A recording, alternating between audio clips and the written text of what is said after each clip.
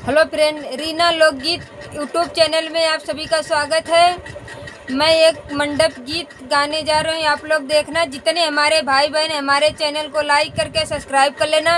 अब वीडियो फुल आवाज करके देखना प्लीज़ दोस्त। हेलो दोस्तों, किरण लोकगीत यूट्यूब चैनल में आप सभी का स्वागत करती हूँ। और मेरे भी चैनल पर जाइए, आप लोग अपना प्यार दुलार आशीर्वाद दीजिए, लाइक कीजिए, सब्सक्राइब कीजिए, कमेंट कीजिए, शेयर कीजिए। और हम सिस्टर मिलके दोनों एक मंडप गीत गाने जा रही हूँ। ये गीत सुनना, लाइक करना, सब्सक्राइब करना और फुल सपोर्ट करना हम लोगों का। जरा झुकी के चलो रघुवीर